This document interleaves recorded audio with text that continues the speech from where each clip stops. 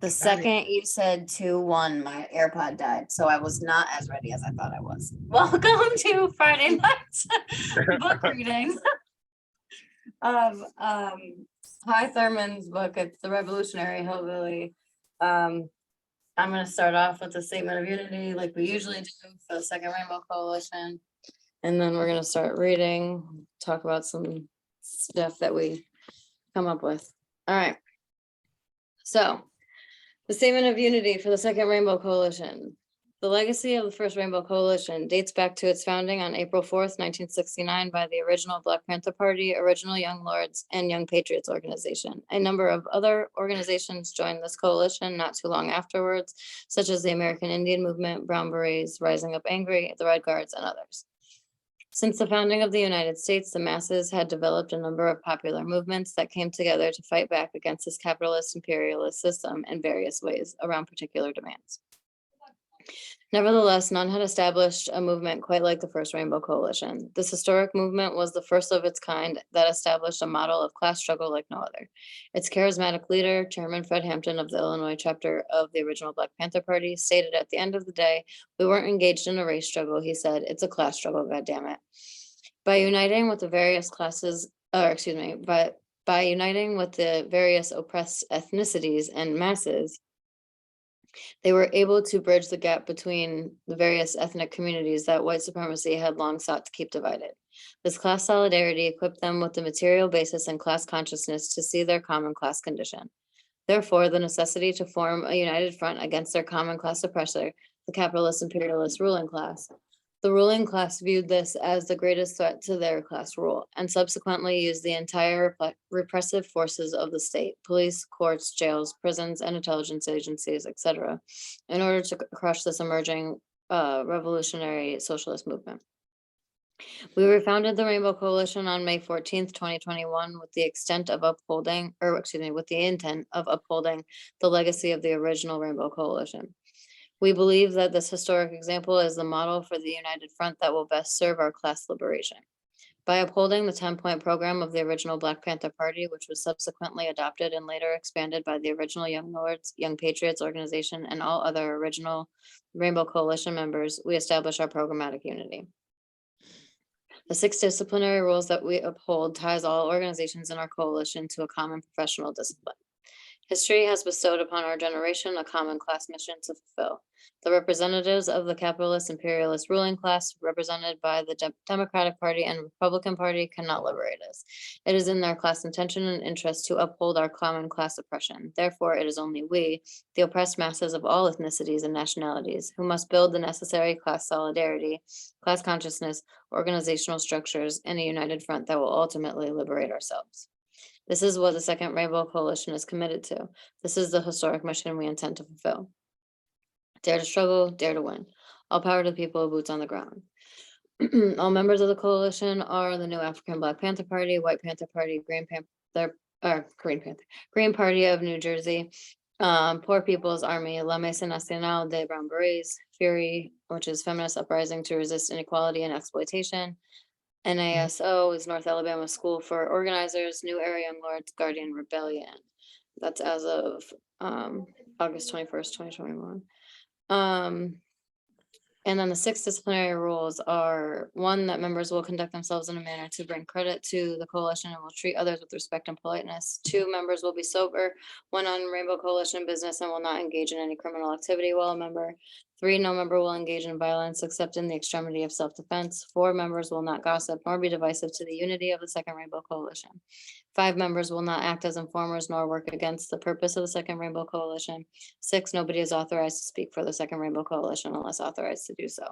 I do believe that we are going to need to update that very soon, as I believe we just voted in a new organization to the coalition. I just don't want to speak on that too soon. We did. Yeah. I think that it's okay, but it's not on here, so I'm just gonna wait until next time. All right. So we are starting on page 66 in the book. If you have the book, I believe Shamako is going to try to screen share with us at some point when he has the ability to do so.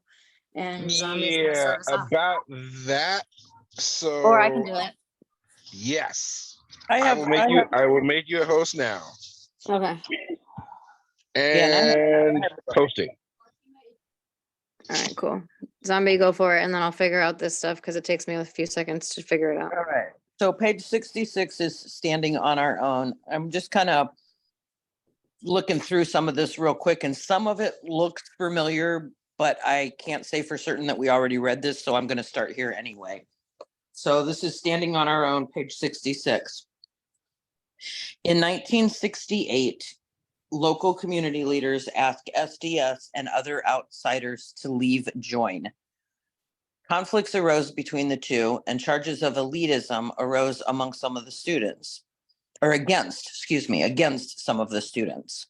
Some community leaders felt they were being, quote, mother-henned, unquote, by the student organizers, and that they had grown in their knowledge and organizing skills to, quote, organize on their own, end quote. Peggy Terry wrote in a statement for the Uptown Poor People's Coalition, quote, through a deep and sometimes painful analysis and self-examination, it was decided to build our own organization and movement on the perspective of poor and working people organizing their own people and community.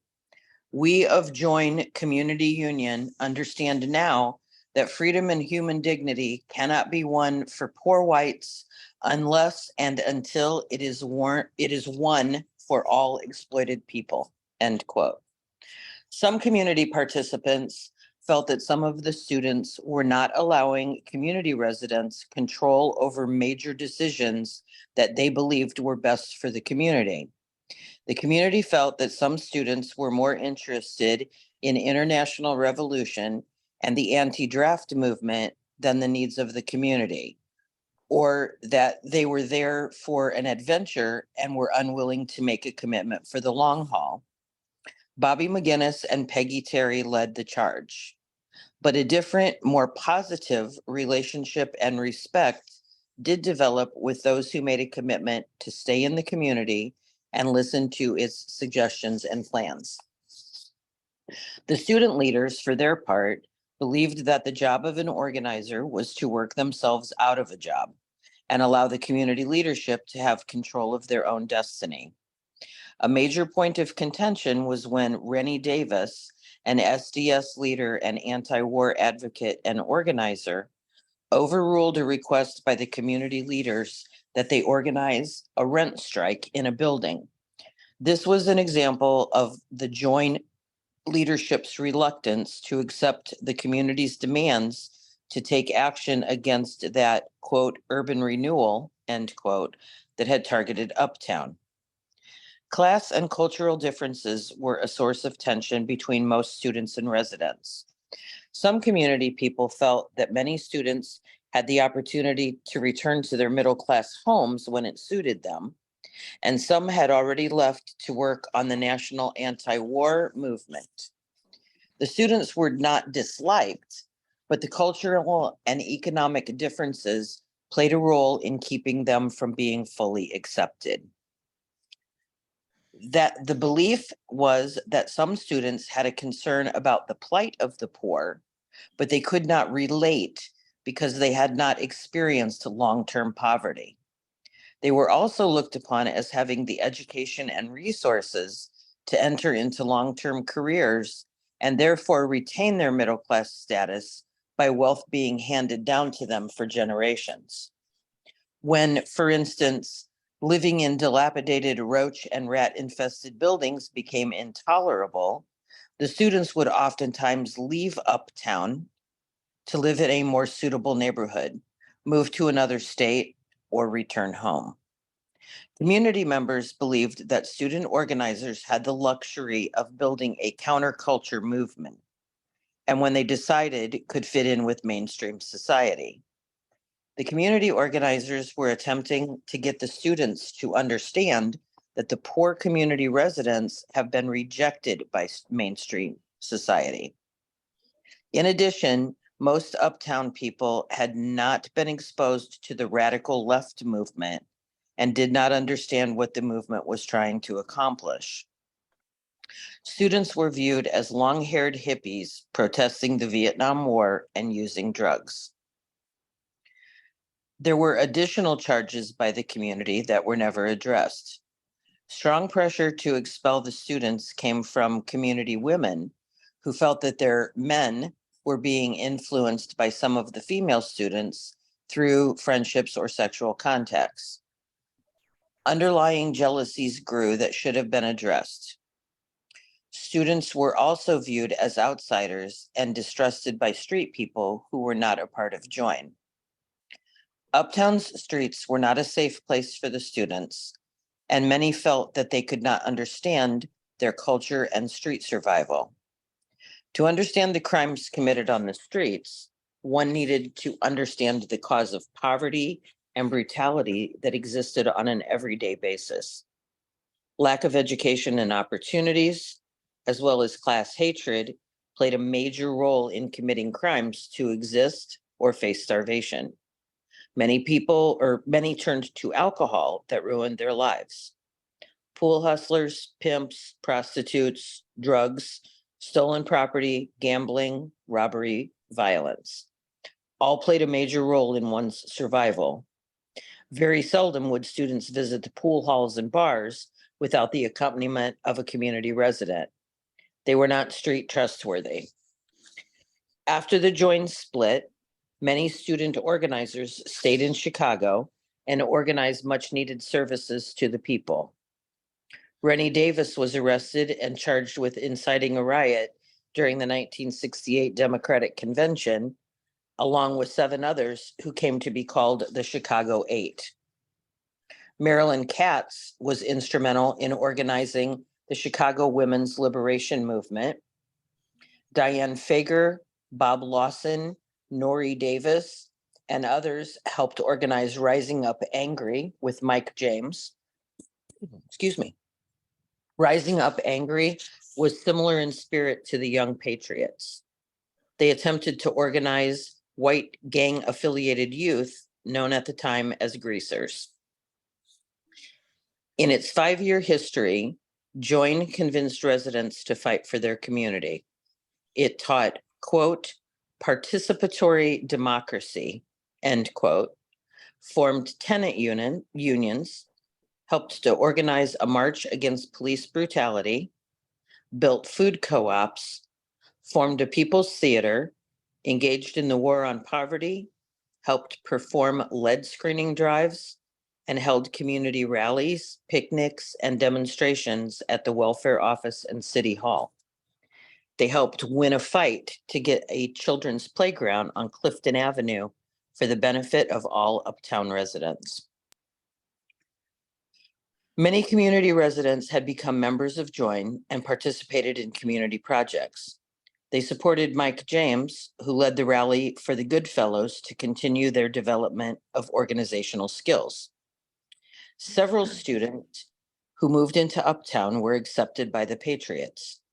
Mary Ellen and Andy Keniston, who were from working class families, moved from Ohio after hearing of us. They were able to ease the suspicion of outsiders with Southern families. At the time of the Join split, I was new to the community and organizing.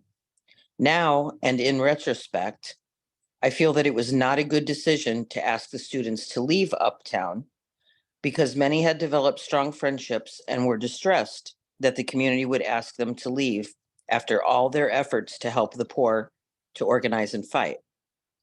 More time should have been dedicated to working out our differences. Perhaps more debate on how their exodus would leave the community vulnerable. The students provided much needed numbers at protests and events. Their activism had taught the community many organizing techniques. Some students felt that they had become a part of the community and considered it unfair to select some to stay and others to leave. Other means to unify the students and community could have been instituted. This was a bond that need not to have been broken. In an interview with Paul Siegel, Peggy Terry stated, quote, It was the worst political mistake of my life, throwing the students out. End quote. It wasn't until I became a student and college graduate that I could understand the students' thinking and behavior. It would be beneficial to have another student movement in the US where students and community could come together. Excuse me again. Change comes hard for some. I witnessed the difficulty of change within my own family. Soon after my graduation from college, I noticed that several family members began to treat me as if I didn't understand them. They believed that I had changed so much that I no longer fit in with the family. Some thought that I was above my raising. Some relatives avoided me at family gatherings or if I met them in public. All were polite, but I knew there was a stress on our relationship. I was given the nickname Professor. I thought back on how I had viewed the college students as being when we first met. All right. So any comments, thoughts? Yeah, I got something to say if you don't mind. Speaking of students, I'm putting together a tape, not a tape, but a video, man, for my Facebook, and I focused in on the students. Let me read you a little bit of what I wrote. We saw the revolutionary development of the student movement during the Vietnam War. We witnessed the students' evolution from students to organizations and from organizations to political revolutionary parties, such as the Students for Democratic Society, better known as SDS, which continued to transform into the Weather Underground. We also saw how some Black students evolved into the Black Panther Party and the Young Lost Party. The students had a lot of contributions in the movement. Many of them got killed in colleges, in their college campuses as a result of the protests against the Vietnam War. So when we speak of students, we speak of high people, man, because the Black Panther Party came out of the student movement as well as the Young Lost Party. That's all I have to say. All right. Hi, do Anybody you else? have any comments about Yeah, I just your like to, memories? I like to just agree with that because, I think that the students did add a lot to the movement and getting a lot of changes in this country, and certainly That's right. did, That's right. certainly did teach those of us who were, I guess, unschooled at the time, or we were, we couldn't understand a lot of what they were saying. First time I met, Mike James and some of those people, they would say, off the pig, or they'd say, up the revolution, or all that kind of stuff. And we're saying, what the hell are you talking about? And so we had to learn that. But, the thing about any community where you have a division of, people who were, I would say, educated and in academia, and people that were somewhat uneducated, but were educated in the hardship of life. There's going to be some conflicts. Like when these kids would migrate to the north from the coal mine valleys and mountains, they would automatically be put 1 or 2 grades behind in school in Chicago because they didn't think they could learn as fast as the people who were from the South, but they didn't know anything about lead poisoning and all that either. So, but part of what we were trying to do is some of us were trying to educate the students at the same time they were educating us, and I think it was very, some of them are my best friends now, and I think it was a mistake. I think there's a way of working these differences out, and there's going to be some that showed up. Some showed up just to get out of the draft. Others didn't care. But But for the most part, most of them were, I think, were sincere in what they were trying to do. Just a cultural difference and class difference. And I do agree with what you said there, Jay. Excuse me? I do agree with what you were saying. Oh, okay, I didn't hear that. Thank you. Mhm. Yeah, I definitely think that that's one of the things that I feel like has been kind of lacking since, or at least like, what I see and hear, in videos and history and whatever, the different movements that have already happened seem to be very, very young people led. And like, there's definitely, I don't know, I think part of it is also just like capitalism is we're gonna die if we don't go to work, unfortunately. So like, we don't even have the time, half of the time, to like be able to do the same things that were done back then or something. I don't know if that's an excuse or what. But it does seem like that's one of the strong bases that were in most of the previous movements that is definitely lacking right now. Mm. Hopefully your book tour going to Yale and stuff will spark some fires under some people's butts. Yeah, that'd be awesome. You I think know? I think it brings up, it absolutely brings up an important lesson to not quickly write someone off as a potential comrade and ally just because they're from a different, walk of life than you are.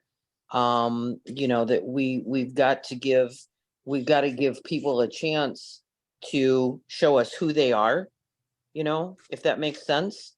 Not just judge them on where they come from, how educated they are, how not educated they are, all of those differences. We have to learn to overlook those differences and see what's inside someone's heart. Are they Right. really And invested in what we're doing?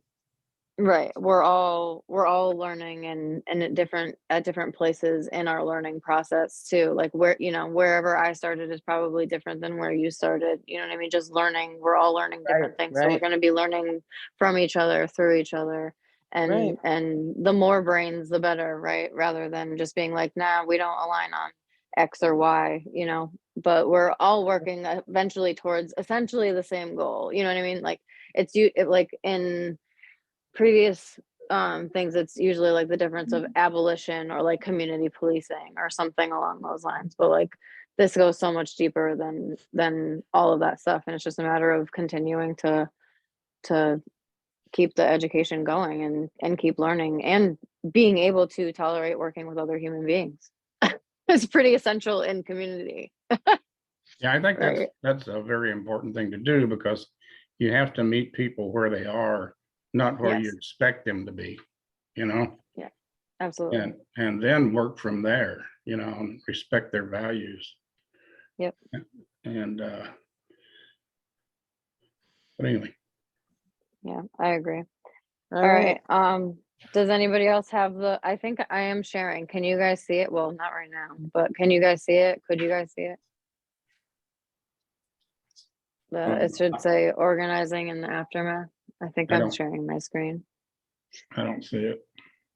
All right, let me see if I stopped. Hold on one second. Share content. Yeah, I think I stopped to talk to you. All right. I'll start this one, and then if somebody Okay. wants to read the last one, let me know.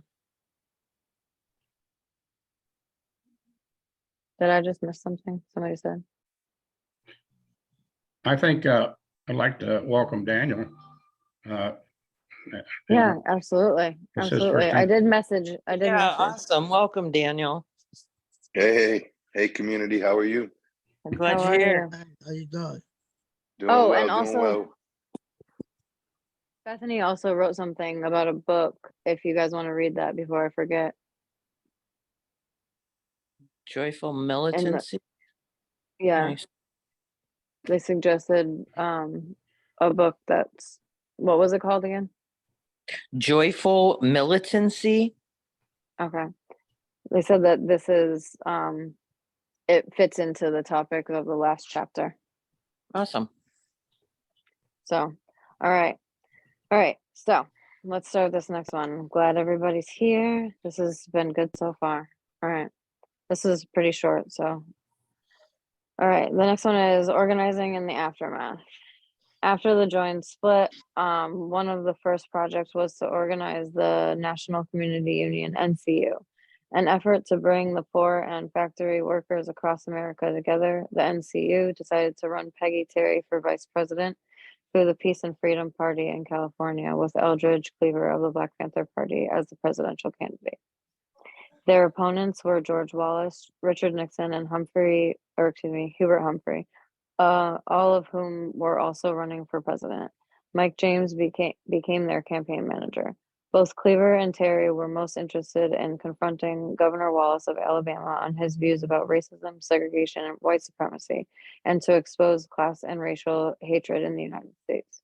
Further, Cleaver and Terry attempted to educate the public that there was little difference in the living conditions of poor whites and poor blacks, and that they needed to use this commonality to unite and organize with each other. I just realized that I'm sharing my screen and reading out of the book, so I'm gonna read out off of here because I just confused the crap out of myself. All right, commonality. Here we go. All right, got it. All right. They did not win the election or personally confront George Wallace, but they did manage to spread the idea that blacks and whites to fight for freedom. The campaign proved people by segregation, and that the baton of racism and hate does not have to be handed on to future generations. Another logical step forward for the new join was to participate in the Southern Christian Leadership Conference, SLC, for People's Campaign, which was led by Martin Luther Jr. and was to take place in Washington, D.C., with all colors across the U.S. I was very excited to attend the campaign because I followed everything that on December 4th, 1967, Dr. King announced the Poor People's Campaign and a march on Washington, D.C. to make the world and politicians aware of the plight of the poor. I was very much impressed with Dr. King's move from civil rights to class struggle. Sadly, Dr. King did not get a chance to see his dream because on April 4th, 1968, he was murdered in Memphis, Tennessee. But his dream lived on when Ralph Abernathy took over at the SCLC and decided to continue the Poor People's Campaign. In May of 1968, a group from Join Goodfellows and the Native American Committee left from Uptown to Washington, D.C. to take up residence at the election, but it was a disastrous trip by bus. On our journey, we took up other attendees and food in Ohio. The food had been poisoned. Many of us got very sick and were put up by volunteers and other concerned people. After a few days of recruiting, Junebug Boykin and I joined Peggy Terry, Doug Youngblood, Carol Blake, Earl Hess, Mark Stein, Guy.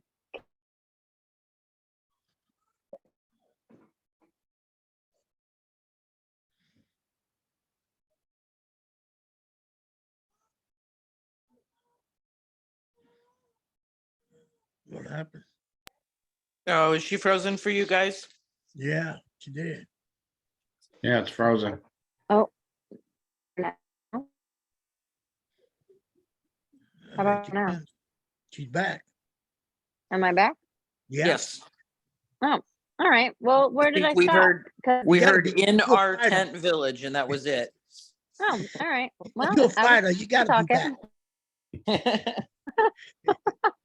No, we were in plywood huts with 4 to a hut. It was exhilarating to be with thousands who came to protest economic injustice, racism, and classism.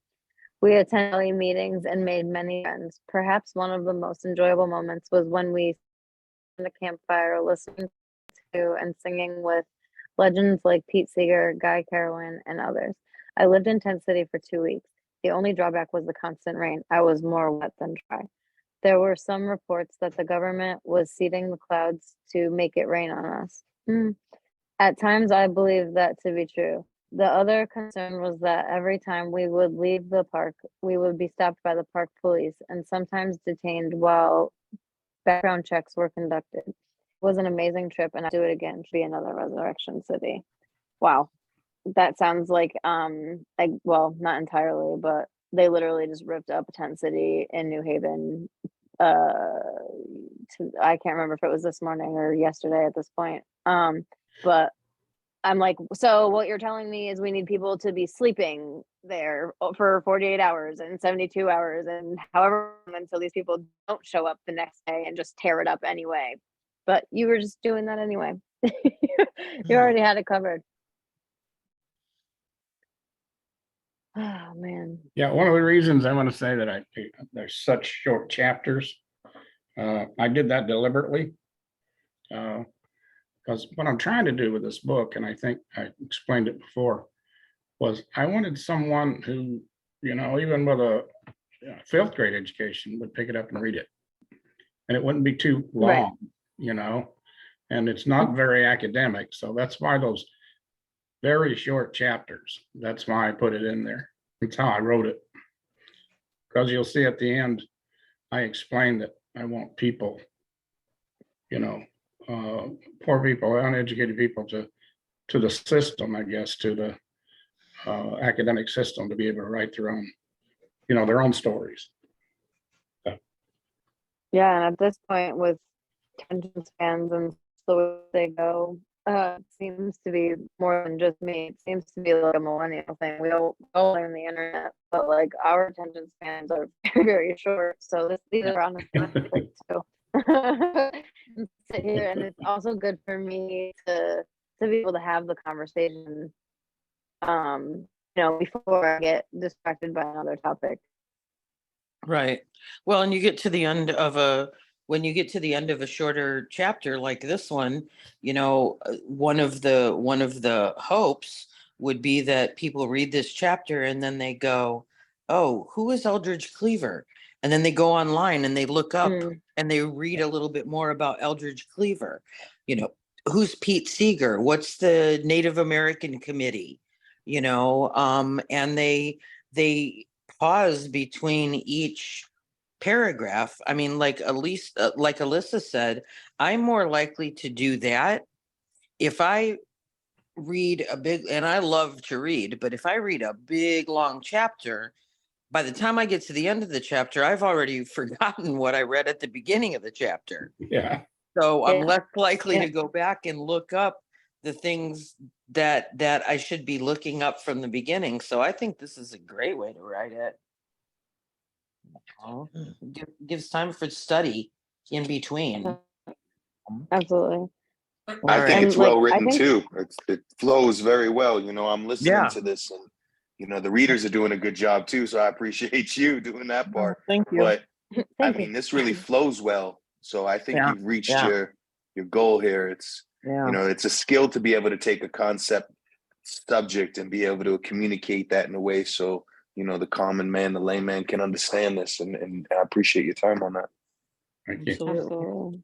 Alyssa, you want me to take over again since your signal's kind of spotty? Yeah. That's totally fine. I just want to say one more thing Let me just before say we. this. Let me just say Yeah, go this ahead. in reference to the book also. It's also plain, simple, very basic words. It's not you can read the words and understand them. There's Yes. some books, man, like sometimes I start reading Marx, man, I get lost because there's so much complications. You got to really fully put your head to it, man, in order to understand it. And this book here is so simple because the words are simple and you could understand it, you could relate to it. Yeah, absolutely. Yep. Yep. And I think the thing for me, just another quick side note, is like all of these names, well, not all of them, but like most of these names, it's like, holy shit, I've been reading about these people for I my know, entire right? life. You know what I mean? And it's just like, okay, Abernathy, like, I mean, that one's not as common, you know what I mean? But like, I was there and we're talking to him right now. Like, I know. what is going on in my life? It's absolutely insane and it's so cool. And I'm like, just, it's it's insane. It's just awesome. It's incredible. And I'm just the fact that this is real life. That's all. Yeah. Now you can read, zombie. Alyssa, Yes. Alyssa, just a heads up. Kwame and Veronica are going to be trying to get in the room shortly. Crap. Okay. Well, awesome. All right, That so means I have to hold on, I have to stop sharing real quick. Okay, well, no, it doesn't matter. you good if I go on, Alyssa? You're good. Go for it. Okay. All right. So we're on page 75 if you have the book. Good Fellows in the Community. In 1968, myself, Junebug Boykin, and Bobby Joe McGinnis of the Good Fellows were growing increasingly more political due to the civil rights movement, the anti-war movement, and revolutions and social unrest in other countries. We were becoming more frustrated with issues facing our community. Both Boykin and McGinnis were young associates of the Peacemakers and the Good Fellows. Boykin and his family had migrated from Tennessee, while McGinnis and his family had come from Georgia. Both were children when they arrived in Chicago, and both had been victims of the harsh treatment by the cops and living in Uptown. Both were members of Join, where they learned how to organize groups to fight the system and demand their rights. They took me into their group when I first arrived in Uptown in 1967. They were my mentors, and I owe them a debt that I can never repay, particularly for their patience in introducing me to radical politics. Community groups were splintered and competing for membership. Hunger, poverty, police brutality, sickness, and medical needs continued to plague the community. The urban renewal program would displace thousands of poor residents, and the Model Cities War on Poverty program was losing the war because Mayor Daley controlled all aspects of the program, and he was not known for compassion for the poor. City organized committees did not represent the poor. The poor could not sit on the urban renewal committees because they were not landowners, nor did the Model Cities Advisory Committee have any power in the decision-making process.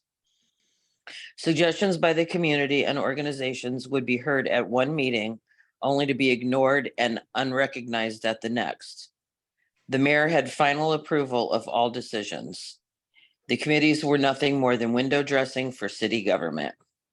Not surprising with Daley in charge. The War on Poverty program, created by President Lyndon Johnson in 1966, provided federal funds to improve the lives of the poor by attempting to offer much needed services to poor communities. Woodlawn, Grand Boulevard, Lawndale, and Uptown were chosen to receive funds. Chicago neighborhoods were chosen to receive funds for a variety of social service programs. The plan was a major failure because the Johnson administration and Congress thought that bigger government was necessary and should control the program. So a web of agencies and departments were set up within cities that were to receive federal financing. All funds were to be controlled by the Office of Economic Opportunity, which itself was a maze of bureaucracy.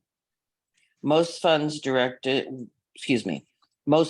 were directed to urban progress centers, UPCs, set up in recipient cities to determine a particular neighborhood's needs.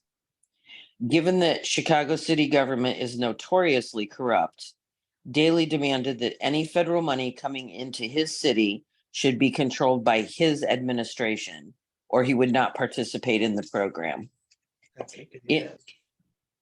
Not a shocker. In the end, Daley won. He began placing administrators and staff who were dedicated to his machine to run the UPC. Neighborhood residents were hired and placed in menial positions. When it came time for elections, they would have to bring in the vote from constituents they served, such as senior citizens, handicapped, mental and physical, or those receiving food and other services. If they did not perform, they did not work. Most workers had to be recommended by a Democratic precinct captain or a ward committee man to verify their party commitment. The same system would hold true for the urban renewal program, URP. The URP, or what would come to be called the Poor People's Removal Program, was a federal program in the Department of Housing and Urban Development, HUD, that funded the demolition of old dilapidated structures and buildings in urban cities. The eminent domain law was put into effect to allow the purchase of private property for public use. Initiated by a group of wealthy middle-class residents, Uptown's urban renewal plan began in 1955 along the lakefront, which formed the eastern boundaries of Uptown, stretching along the shores of Lake Michigan. The Uptown Chicago Commission, UCC, was established, and all members were appointed by Mayor Daley. The UCC would oversee all urban renewal plans for Uptown. Of course, not one poor Uptown resident was allowed to participate. The community came together to fight the urban renewal program, and the Goodfellows were a part of it. A Poor People's Coalition was organized to prevent their homes from being demolished. The Poor People's Statement read as follows, and I quote, "We, the poor, unrepresented peoples of Uptown, in the years we have lived here in Uptown, have heard the city government say, we represent you.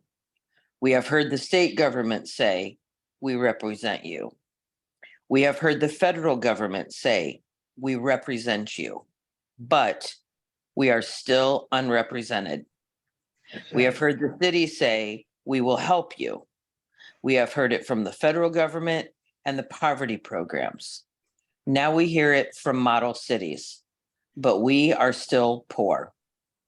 Before we came here, we lived on farms and in other cities.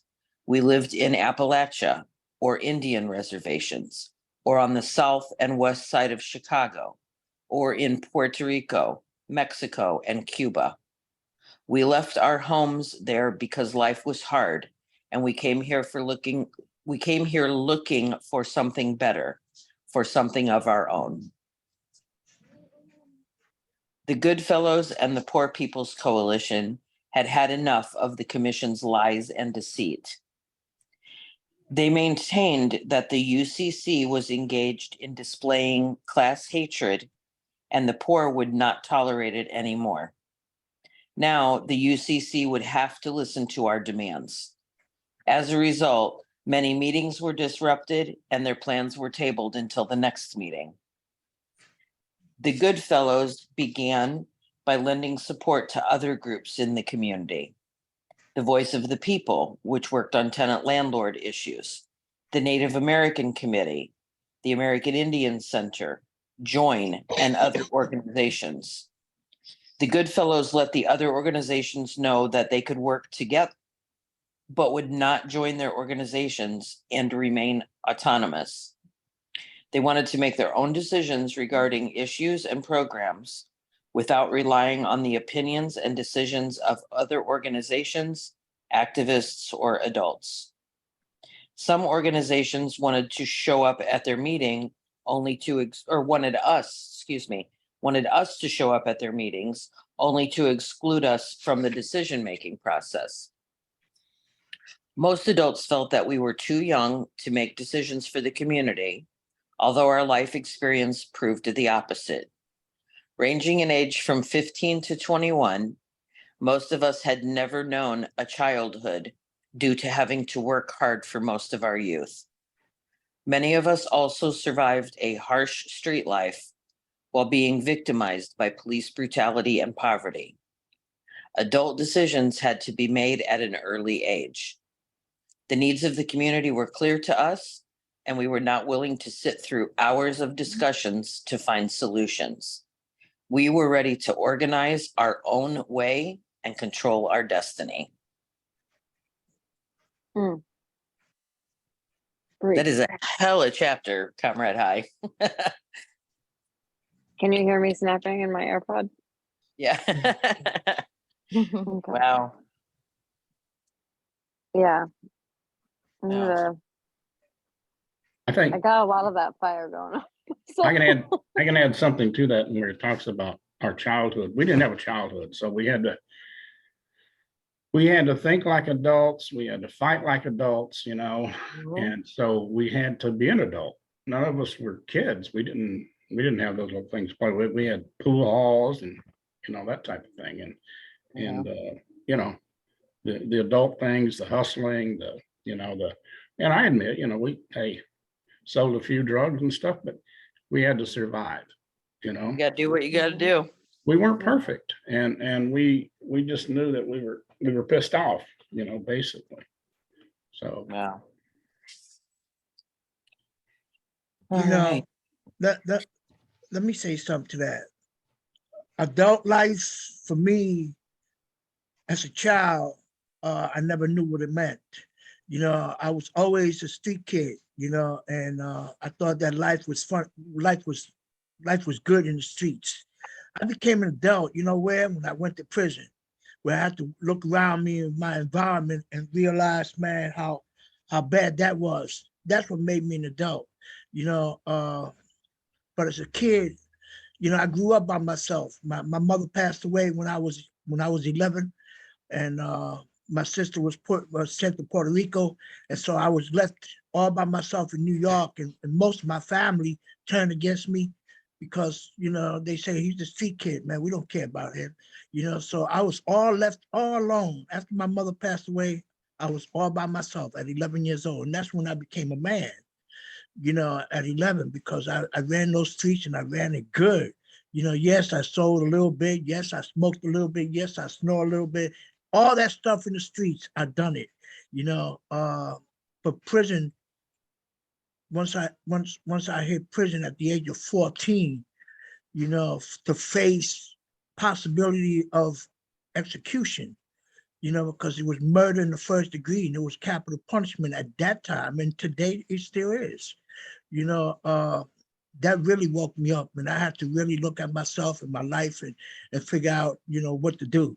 Eventually, I went upstate at 7.5 to 15 years. I went upstate, and the rest is a story.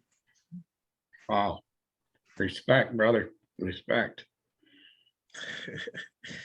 I became a young lost in the prison, a Black Panther in the prison.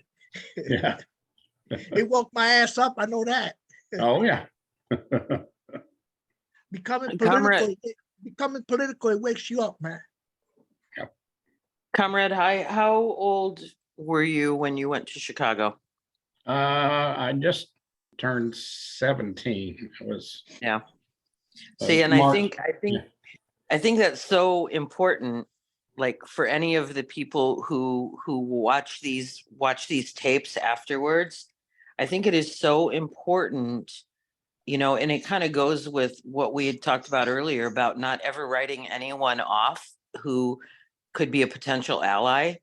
It's so important for people that are listening to this to understand how young all of you were. All of you.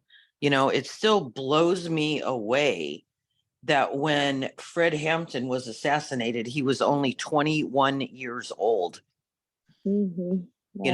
You guys were so young and held so much power and so much knowledge of how things should be. And I think it's important for people to understand that.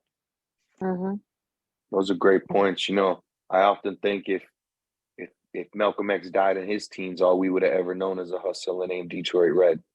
Mhm. It's Mhm. interesting. It's interesting right. about what happens to people on their path, and the movement, the revolution, the world lost something when Fred Hampton was assassinated. Because imagine what he would have been able to accomplish with time, maturity. Not that he wasn't mature at the time, but as we gain maturity in life, Yes. wisdom, maturity, and momentum.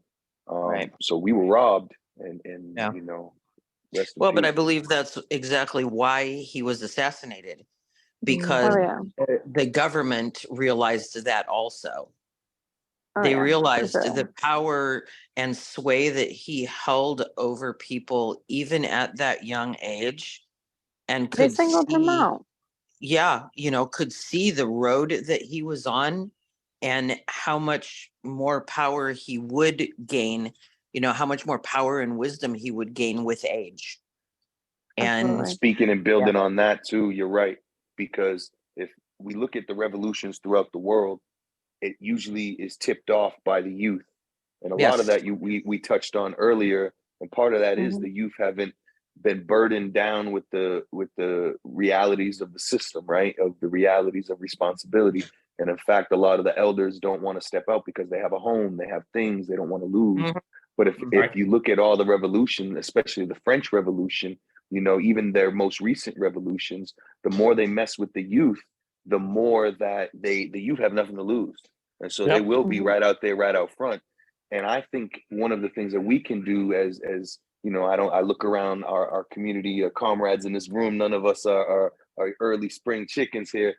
I think our responsibility is to mentor some of these youth as they're coming up and sort of be that sounding board for some of them, because like High, you look at High here, who was High's role model in this time? Who was mentoring him? Like we're reading, they were mentoring each other and learning from each other. So, power to our youth. yes. Absolutely. More power to Absolutely. them. That's right. Sister Anna? There's definitely something to be said about the fearlessness that comes with being young. Mm-hmm. Yeah. Oh yeah, for sure. It's like, I mean, obviously there's like somewhat of a lack of consequences. I think that also ties into kind of what I was saying earlier. Is like people are afraid of losing their jobs and blah blah blah because like I Mhm. mean, like we're willing to get arrested, but like, are we gonna lose our job though? You know what I mean? Like there's all of these different factors that go into all of these different things. Like what are we supposed to do? Some people are willing to go that extra mile, some people are not, but Right. we have to be willing to like at least if they're not willing to go to that extent or something like that, then they can be doing something behind the scenes, or they can be, medics or whatever the case may be. Like there's always going to be something for somebody somewhere, right? But Sister Anna has had her hand up for a few minutes, I think. Sister Anna, are you there? Yeah, I'm Oh. sorry. I thought I was unmuted. No, you're y'all okay. brought I up, just didn't want y'all, to. y'all brought up some really valid points. Sister Zombie, you mentioned about, number of youth, back in the days who was so focused as far as the revolution is concerned. And also, in terms of that, we have to look at that time frame because the country was at a brink of a civil race war. And with Johnson, he even had to reinforce the civil rights movement by bringing in, I wouldn't say bring in, but consulting with a number of leaders like Dr. Martin Luther King, which I feel that he was there primarily to even the temperament in the Black community, which was different from Malcolm X, who was under the teaching of, Minister Elijah Muhammad. Now, to Malcolm X had went and took that pilgrim trip over to Mecca. That's when he became Ehaj Malik El Shabazz. And that had opened his whole, I'd say reinvent him reinvent him into seeing the Muslim religion differently, where he had ate, slept, and prayed with all of his brothers from different colors, even his white Muslim brothers. But the one thing that is very different between the generation that Brother Conrad High, as well as Annie, of course, Honorary Ched, and I have have experienced back in the 60s is that you had a whole lot of young people who were reading. They were getting into, the revolutionary theories by books. But today you can't even pry a phone out of our youth hands. Not saying that many of our youth are not focused, but it would have been great for them to be as focused as the youth were back then. And also, I have to commend our honorary comrades who are listening, for the ordinary jobs that they have done to continue with the revolution. And my question is, especially to honorary Conrad High, what would you recommend, or what would you tell our youth today in regard on what you had experienced? And Brother Chet, what would you do as far as our brothers behind the walls? How would you reach out to them? It was another question, but I just forgot that one. What I tell the youth that I talk to, most of them have to be really educated, and, as to what they have to know, the history as far as I'm concerned. Like I was recently at University of California, Merced, and I was speaking to a group of, I think there are about 50 students who were advanced in sociology. And my first question was, how many of you ever heard of the Rainbow Coalition? And there were 2 of them that raised their hand. And one of them thought it was Jesse Jackson's Rainbow Coalition. Well, yeah. So there's a lot that has to go on out there, and talk to them and just explain to them that one of the things they really do like to hear is, you don't have to be old, to organize. Absolutely. And that it doesn't take a large group of people to organize. Most of the organizations started with just 2 or 3 people. And I think what they're confused as to, what's going on in this country today in terms of, the far right, the left, they're getting so confused over that they've shut it out. Right. They just they don't understand it. They don't hear it. And so it's up to us as, elders to try to teach them that, and they need to be taught at an early age too. But of course now look at what's happening in Florida and places like that. No one's going to learn a history there, but you just talk to them. Somebody needs to talk to them and let them know that their age is so important. It is. Where was it? Is it France now where they have the riots going on over the age of Social Security? Yes. And these are all young people out there. There's, and they understand that, they're beginning to understand that, there is power in youth. There is power in organizing, and I think we need to talk to them in that way and let them know that they're just so very important to, their self-determination. And they can't always listen to the government about, self-determination or about anything, because most of them don't listen to their parents. So, I'm not saying most of them, some of them. Yeah.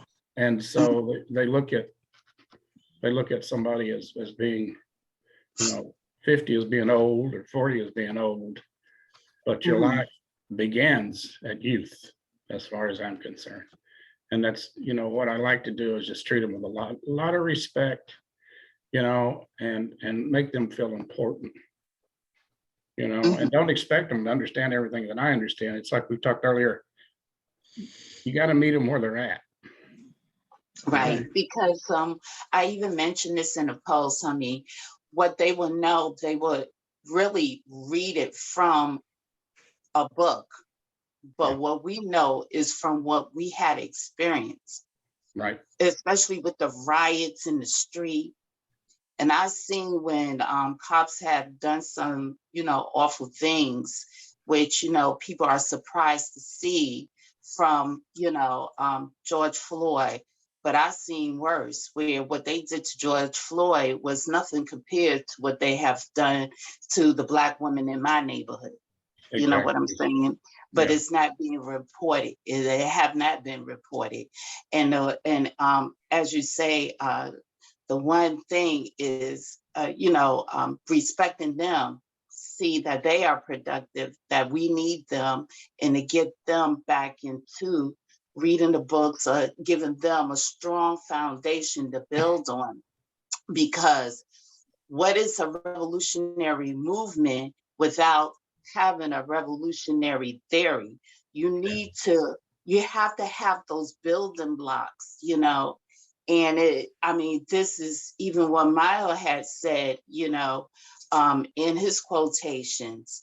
So that's the one thing in order to get our youth to get more involved, because right now they are either being led by the blind or being led by great orators who really don't know what the struggles were about. Mhm. And I'm like this, how can you, who can make like 3 times, 5 times, or 10 times more than I could imagine making as an individual adult now, when you don't know my struggles of what I have been through, because you live in a plush life. You don't know what it is to live in the projects. You don't know what it's like living in the remote areas. You don't know what it's like living behind the walls. So how you gonna impress me as this magnificent leader who's leading us, and you don't know what I've been through on the level of coming up in the project, coming up in the hood, or coming up, in East Harlem, one of the toughest area where drugs ran rapid, where I seen even bodies jumping off the 20th floor and landed right next to my feet. How can someone who lives in a suburban area with in a 2-parent household can come out of that household, go to one of the most prestigious school or well-known school and say, I know what it's like? No, you don't know what it's like. You don't know what it's like to eat grilled cheese sandwiches or butter popcorn and imagining steaks and string beans and mashed potatoes with gravy on it and some biscuits.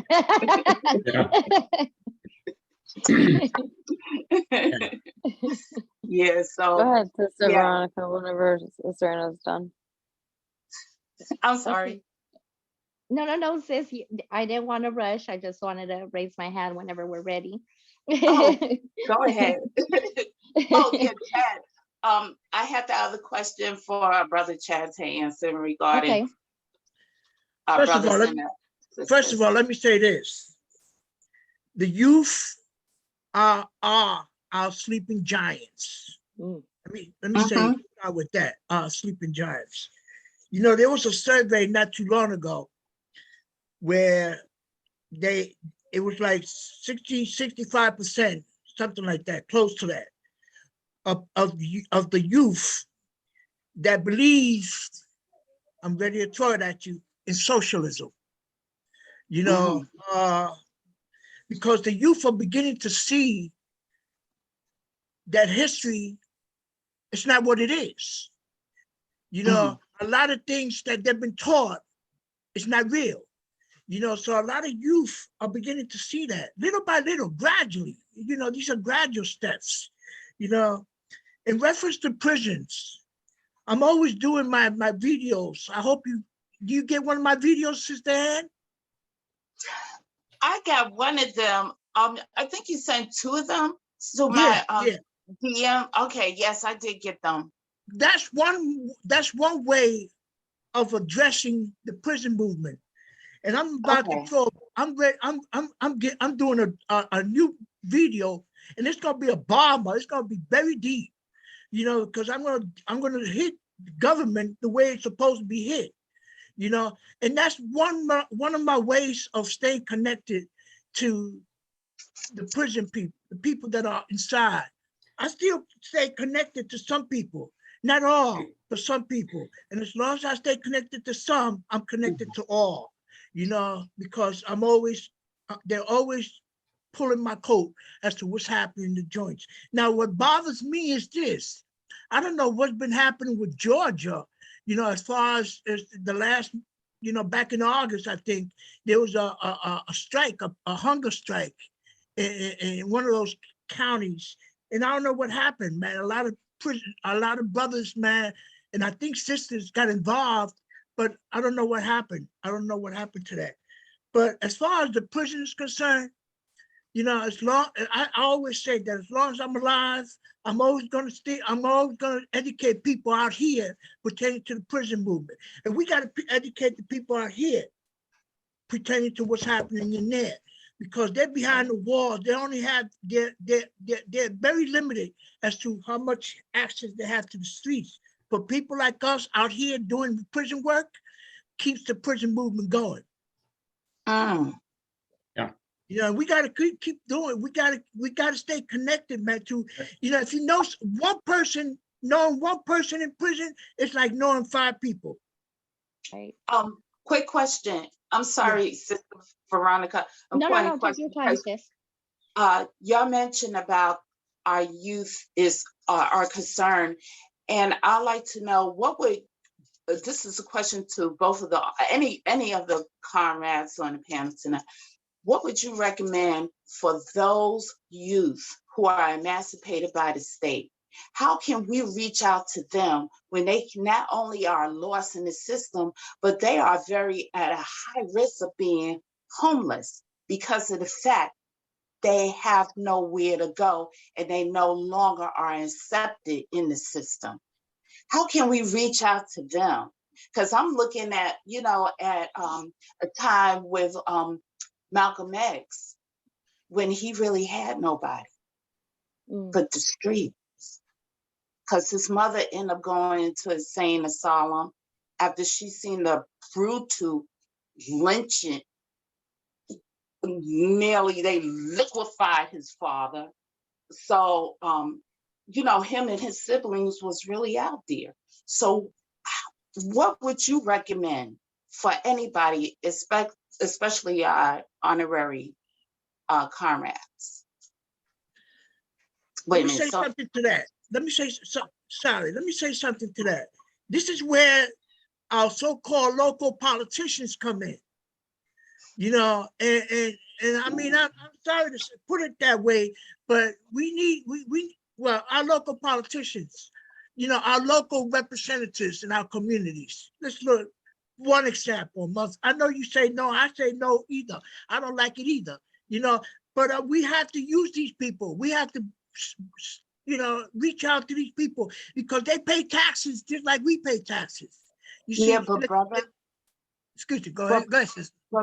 But brother, to look at like these city councilors, they're not thinking about nothing except for money and how that's turning over. For example, in Virginia, you know, for one gambling place that recently opened, for 1 month, it brought in $25 million in 1 month. Last month, it was $9 million.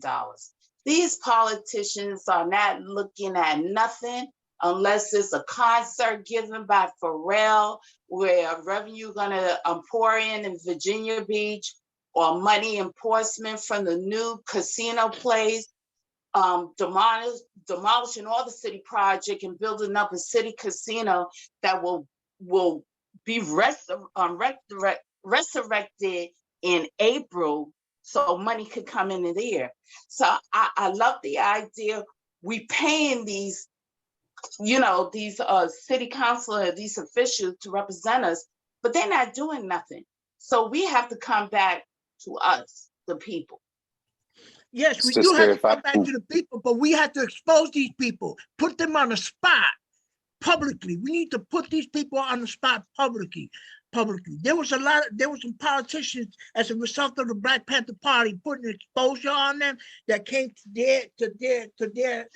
their side, and that completely. You know, I know that. I mean, push comes to shove, that they're just as worse as our enemies, and they are our enemies. But I hate to say it, man. Some of the local politicians, you got to expose them to the public so that they don't want no exposure, and they'll have to do something for it. To do something. I think if I may add a piece to that, I think everyone here is right and valid. I hear exactly what we're hearing, but I think as a community level, as for instance, in my community, one of the things we focus on, because we have one of the highest rates of teen suicide out of a lot of nation. Again, it's not comparing, it's just saying this is our lens, right? Significance. How can we make our youth feel significant? And what we're seeing is youth are dying over sneakers. You know what I'm saying? Like, you step on someone's Jordans and they're willing to take a life. And it's not because of the step, it's the disrespect. We all understand that, but it's also those shoes make them feel significant. And when you trample on something that is makes them feel significant, then you're hurting that last piece. You see what I'm saying? So if we're not building up our youth in a way where they're feeling that significance, and that's what these politicians are doing when they don't listen and they don't do anything to protect them. We'll pay guards to protect Louis Vuitton bags, but our children are getting shot up in schools. You see, the system values the things and doesn't value our people. And so because of that, I often wonder, and I hear what my comrade is saying, hold these people accountable. Don't let them off the hook. Keep them on that fire. Keep that fire right on them. However, if we're in a room of ourselves and we say, what can we do? I always would challenge and say, how can we create something to make them feel significant today? Yes, tomorrow and the next day, but right now, today, what can I do to help my youth feel significant? Brother Thomas, I appreciate that. And I really, personally, I gave up on a politician, but whatever happened to Job Corps? You know, because one thing that I noticed, you know, the reason why our youth are fighting over these high-priced sneakers and what they wear and these glitz and gleam is because they are not productive. We're not giving anything for them to value themselves. You know the reason why? Because we're struggling to maintain our jobs where there is no jobs, but here is the media trying to influence everybody that nobody want to work. And that's not right. So You know, the answer. I think. Oops, sorry. Can I add this one piece is that, brothers and sisters, comrades, I'm learning the language. You know, this is how I speak to my community in the native circles, brothers and sisters, how we speak to each other. So here is what I offer. The Rainbow Coalition had created a solution to the beginning of this, was sending our children to school, you know, sending children to school fed, sending them to school with models that were being said in the breakfast programs. I'm Black and I'm proud, right? These mottos of community empowerment. That's where I say that we can begin, at least, is by showing the youth that they're important and helping them with that mental thought, you know, that mental food as well. Let's build on that. Thank you. How about the young brothers and sisters that really not going to school? Really have the urge, if they have not already dropped out. And they we gotta find them where they're at. And because I'm about to go. Yeah. I'm about to go. There's supposed to be a meeting, a big meeting.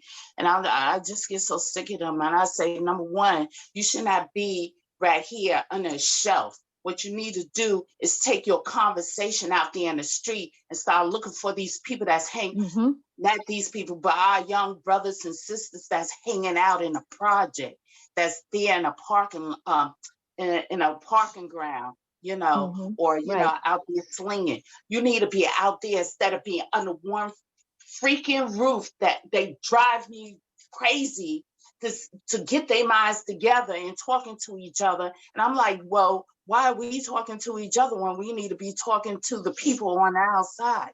You know what I'm saying? So I'm trying to get everyone ideas, you know, so this way I can present it to them, because they talking about violence, violence, violence, anti-violence. And I'm like, well, if I tell you what to do, you're not going to listen. And I'm going based on what my father had done. Because one thing my dad, he was a strong community activist. And yes, every single Friday I used to cry in the daytime in my school, saying, I don't think I'm gonna have a father by nighttime, because my father always gotten beaten up by the police. But my father was able, out of a group of people, he was able to turn a police locker room that was in our basement, in our building, in our basement, kick those officers out and turn that basement area into an after school program for our youth. Because he said one thing you do is keep our youth busy with things that will give them a lifetime skills, and that will help them, and that will make it fun for them. And he was able to be the sole parent, step in as the dad for everybody in the community to make sure there was a softball program going on, a football program going on. And you know what, to see a man break down after hearing a child who got shot to death, I could not believe it. But I even saw my dad, if he wasn't screaming out of pain, he was screaming and hollering and crying and breaking down because one of the children in the neighborhood was shot. And my father had this program going into the city, took notice of what was taking place. And they went ahead, and now listen to this, they went ahead and got a rabbi to come in to take over the program and put him on the city payroll. I'm like, how the hell you could do that?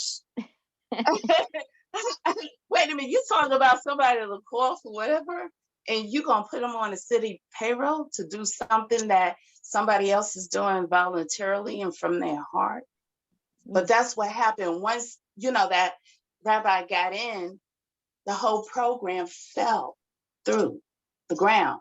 And then the rate of crime went up and the rate of violence went up,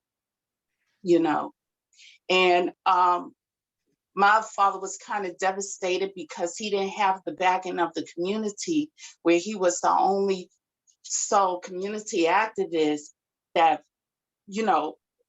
went before city council, got beaten up by the cops every single week, and cursed out everybody in the rental place, as far as these programs that was needed for the kids, where up to this day, everybody say, how's Mr. Winston doing? And I'm out of that area, El Barrio, East Harlem. How's Mr. Winston doing? How Mr. Winston doing?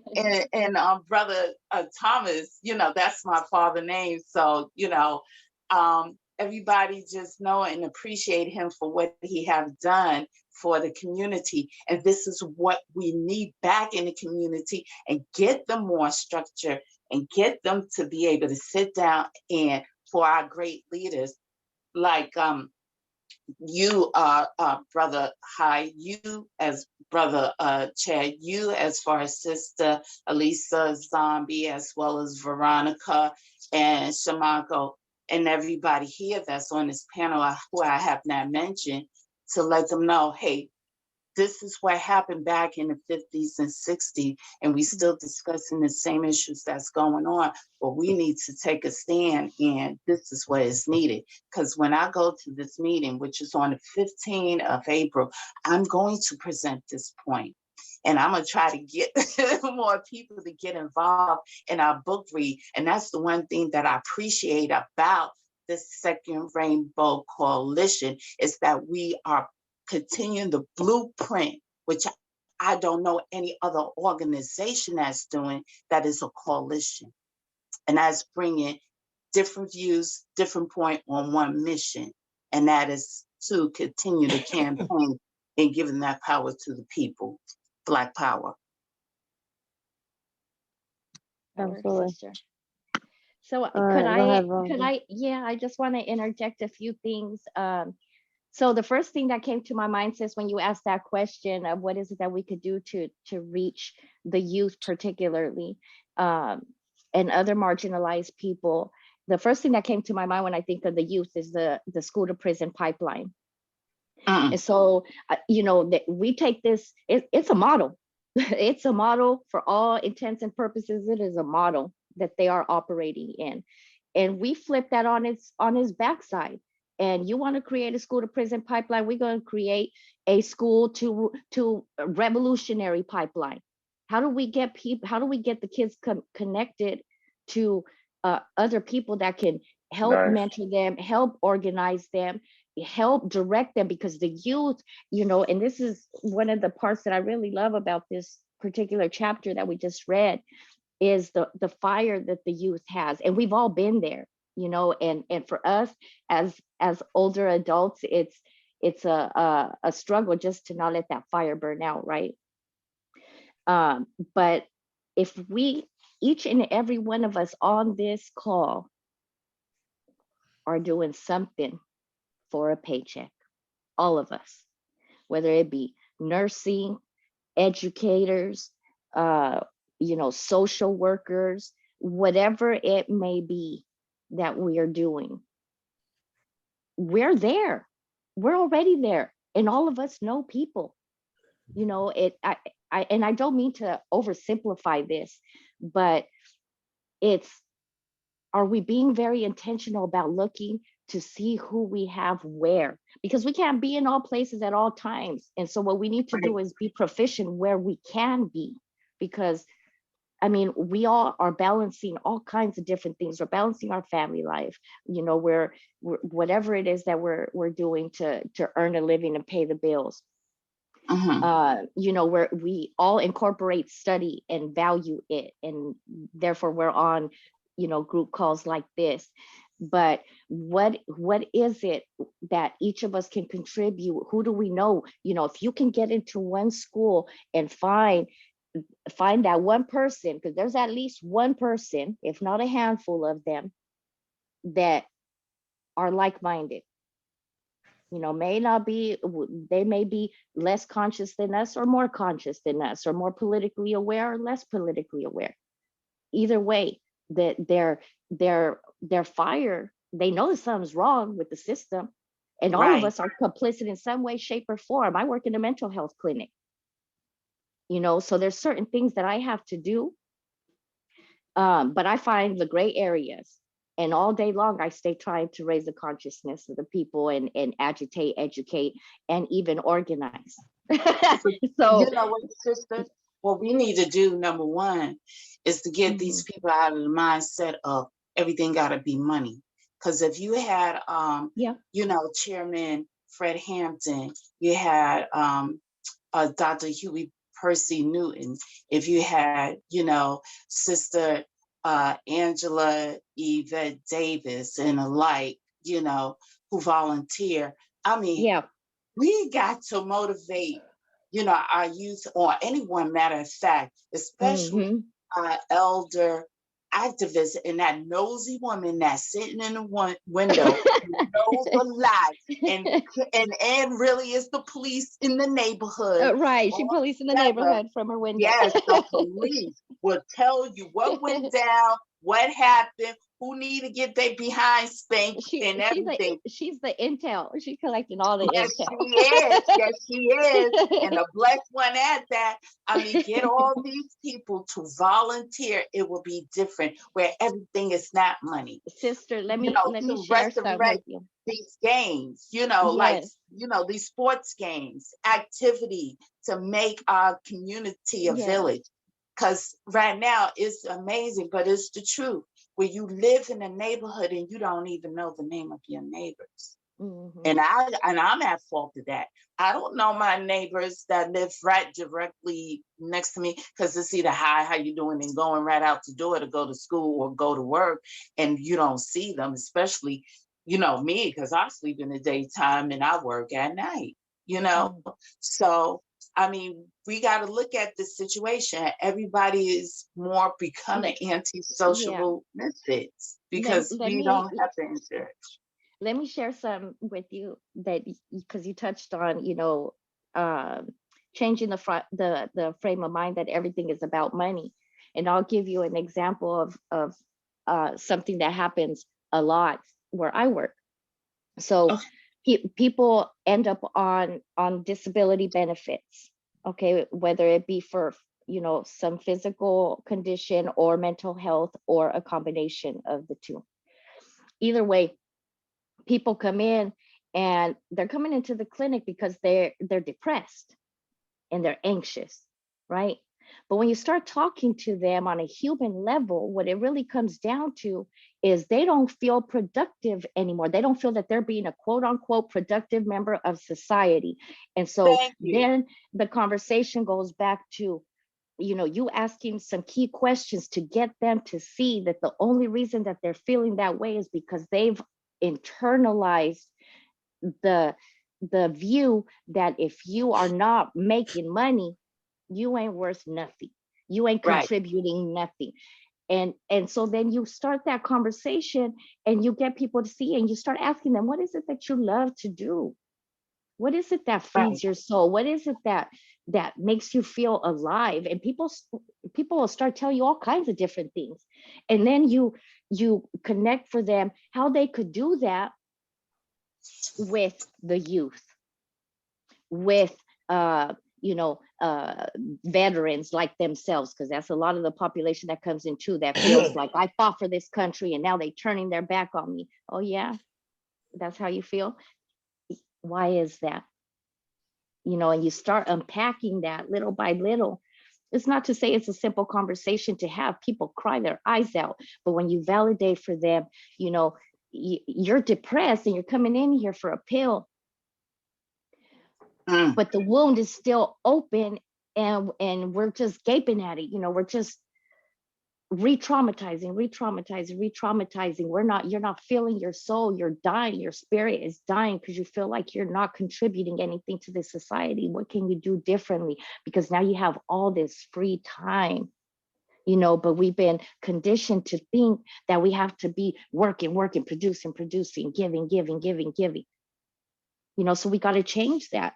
But I also wanted to touch on two other things, which was one having to do with the youth, where it says at the end of the chapter, most adults felt that we were too young to make decisions for the community, although our life experience proved the opposite. And so, I see this time and time again as well, that, we say we want the youth, but when the youth comes, we put out their fire. We don't let them speak, even. We don't even let them speak. We got some that say, well, they're talking. And so they don't feel heard. And so they just walk away, because we really do not, we say we value it, but then when they come to the table where, it's just, we got some people there, we got some bodies there, but are we really letting them, take on that torch and letting them do what they're wanting to do, and really just guiding them? That's one thing. The second thing that I wanted to bring up was this issue on page 79. There's a paragraph there that starts with, the Goodfellows began by lending support to other groups in the community. People such as the Voice of the People, the Native American Committee, the American Indian Center, Join, and other organizations. It says the Goodfellows let the other organizations know that they could work together, but would not join their organization and remain autonomous. They wanted to make their own decisions regarding issues and programs without relying on the opinions and decisions of other organizations, activists, or adults. Some organizations wanted us to show up at their meetings only to exclude us from the decision-making process. Wow. Yeah. And so I think it just kind of ties back to that. We're talking about youth here. This was in his youth. So I don't know, Brother Hai, if you could expand maybe a little bit more on this notion of autonomy, which is a word that we hear a lot. And we see it even in organizations where, people will break off from an organization and will say we are autonomous. and, maybe spark some conversation on the pros and cons of autonomy. Yeah, I think that what we did as far as, just the youth, we were autonomous and we talked to other youth in the community, and explained to them what we were trying to do. And we became very good at least planting the seed, Mm, the revolutionary seed. Never be afraid to do that, because you never know who's gonna come in and follow. And we had a lot of several people do that, because youth, they want to be autonomous a lot of times from what the adults are doing, or and organizing or whatever. So we found that as a very, very useful tool, in doing that. But I would say don't ever be afraid of planting the seed, because you don't ever know who's going to be, growing. And for instance, I was at a rally, and this was right after Trump was elected, and there was a group of high school kids showing up with Trump signs, and there may be 12 of them. And I thought, well, let's talk to them. And some of the people were afraid to go over and talk to them, so we grabbed some poor people's campaign literature and walked over there, and I said to them, look, you folks are aware that there's homeless people here, right? They said yes. And I said, well, don't you think as a community you should have somehow be involved in helping your community and the poor folks in the community? And I didn't come down on them. They had their Trump signs, and they said, well, yeah. And I said, well, that's what we're about. That's exactly what we're about. And I left it at that. And when they left, they walked over to my table, and a couple of them shook my hand and said, thank you. But that right there says a lot. But don't ever be afraid to walk up and plant a seed, because you never know what's going to happen. And so I don't know whatever happened to the kid, I call kids, anybody under 50 now is a kid to me, I guess, but but yeah, just to shine light on that, you just have to just talk to them, let them know they're important in these discussions that we've had here today, and maybe they'll come around. But also as an example, our churches, I wish I could say that our churches are doing a good job at, helping the youth, help the community, but I haven't seen much of that. I worked for a Christian rescue mission at one time, and I was in charge of, there were 100 men in addiction and various types of addictions. But I got fired because I told them that I thought Jesus was a revolutionary. And Wow. and that kind of messed up their chapel a little bit when they would have chapel, because people started questioning that. And so I've seen some of those people, and they're they're still friendly to me, and they like what I said, and some of them are a little radical now, but it helped them in terms of them trying to figure out who they were. And I think if we can just approach the youth, and make them feel important, that's the important thing, because they may not be feeling important at home or at church or whatever they're into. So that's would be my take on it, and that's what I try to do. But of course, I'm an old guy, and some of them don't want to listen to me. Yeah. Yeah, You're Yeah, you oh, come so with wisdom. I'm not. so Well, not an old guy. I'm not old. I'm chronologically gifted. There you go. There you go, brother. I wanted to add something that I missed emphasizing earlier when I was talking about this looking at the school to prison pipeline, is that, I'm also not being naive about this. We need to know our limitations as well within, whatever it is that we do, for a living.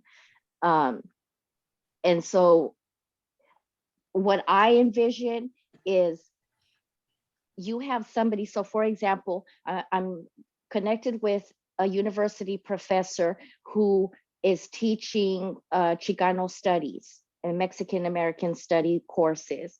And she is doing a lot of, she's really the first one to be bringing a lot of these different topics that nobody else will touch, having to do with the border and things like this. When she's teaching her courses, she's, we're having lunch and we're talking, and it always comes back down to the struggle for us in building, right?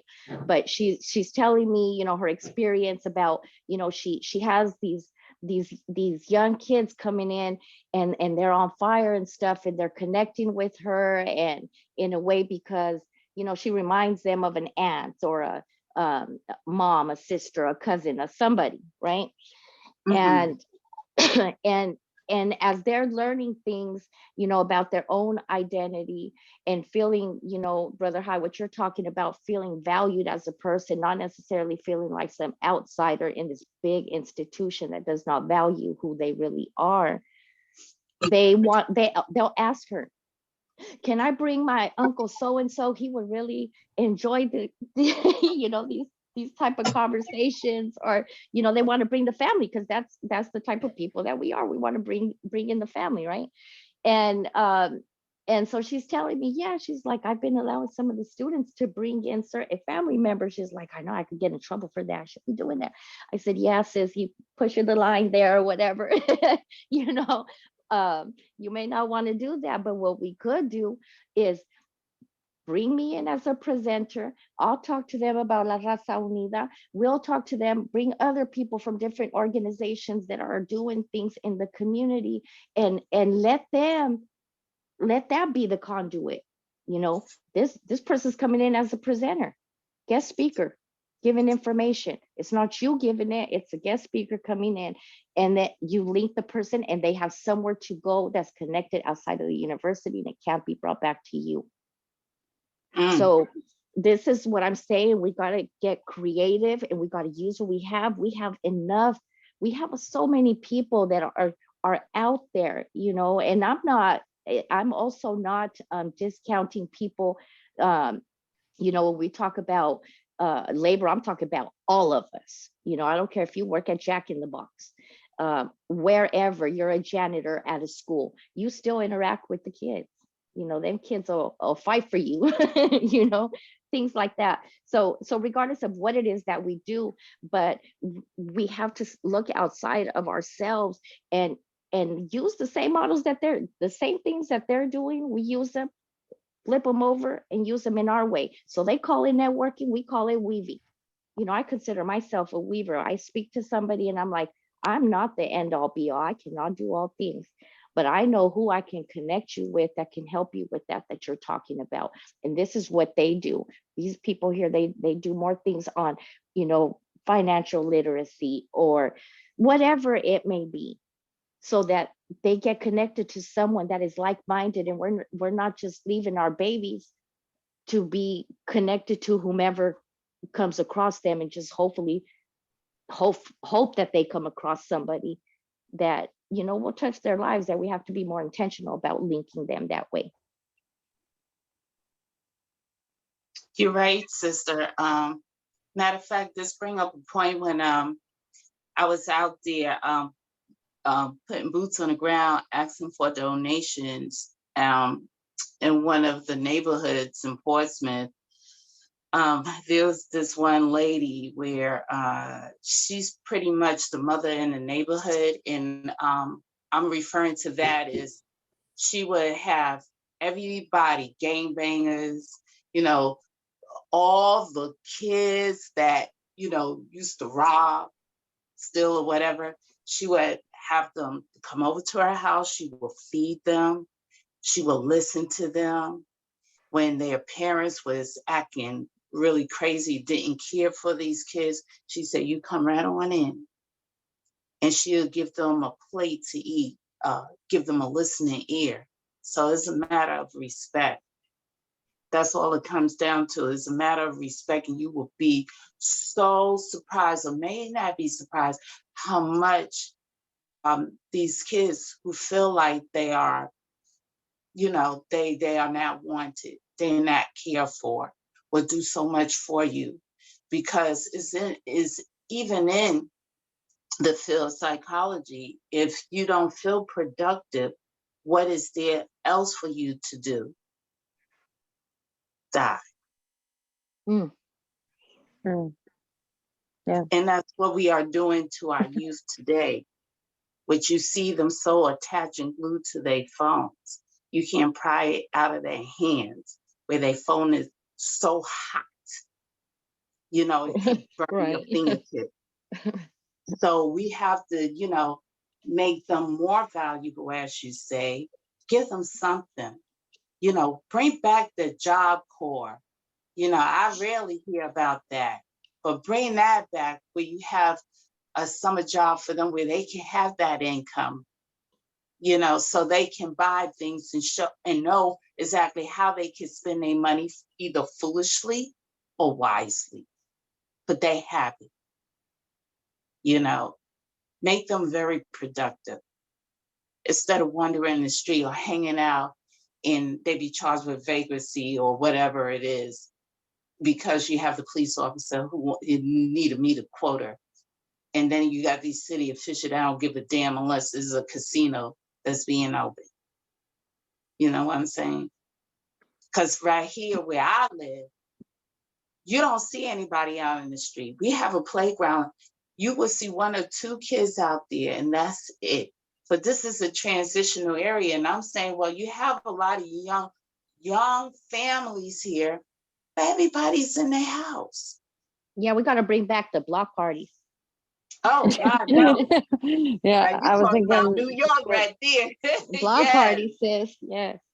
community Yeah. garden and Some that good kind of food, stuff, some like, good music. Yep, we just got a whole bunch of seeds. Yeah. like get Sister kids. The kids Leslie. are they're the only time that they've gardened is on that. What's that game? I don't know that.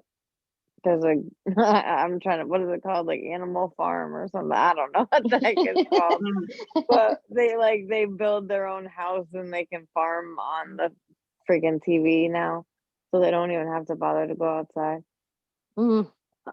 Oh, Johnny is trying to come in. All right. So do we I don't see a week schedule for next week. So do we want to do one more chapter and then end it?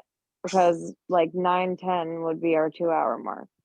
It's pretty short. It's like 4 pages, Oh, yeah. Yeah, yeah. 4.5 pages.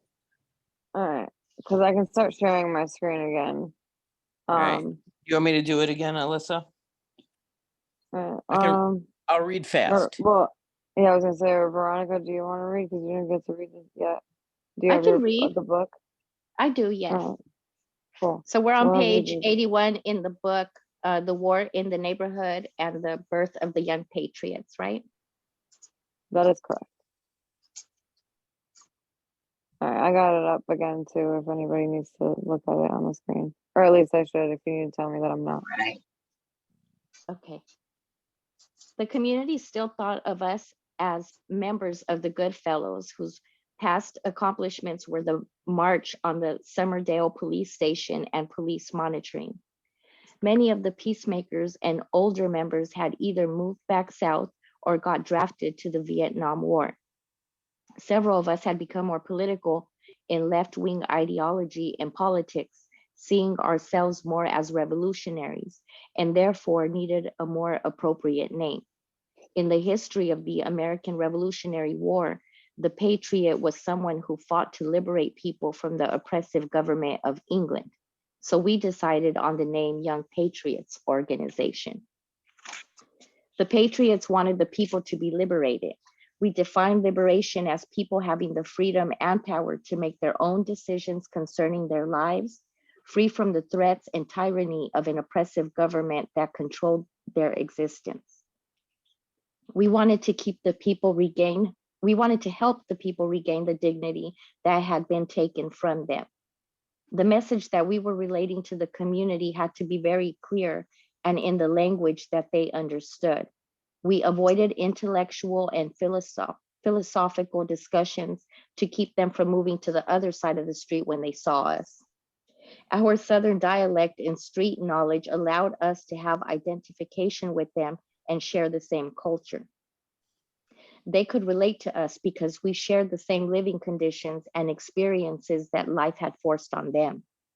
As a group, the Patriots were able to articulate the meaning of class hatred, economic oppression, and racism, and try to convince the community that their participation in direct action could bring about change in their lives. But some did not want to look to the future and had given up on a better life. We set out to convince them that it was worth working for a world where oppressive conditions could be overcome. We were angry and determined not to become disillusioned and to continue to fight the hard fight. We were willing to pick up the gun if necessary to defend our community. The more we organized and showed up at community meetings, the more residents began to respect us.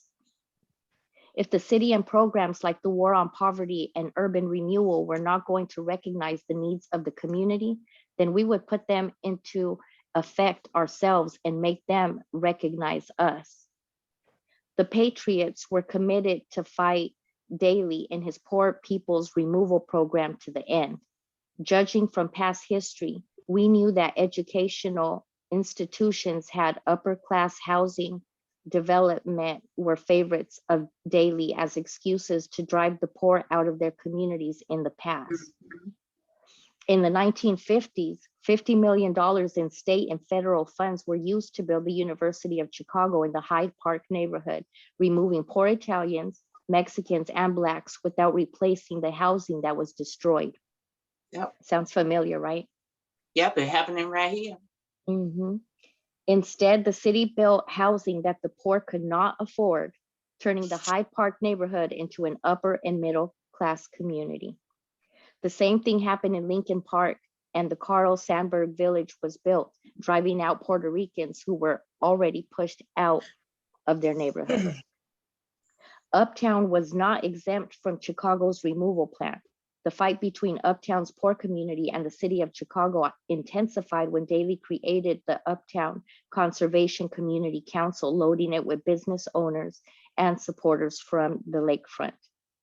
5 community residents representing the poor applied for membership.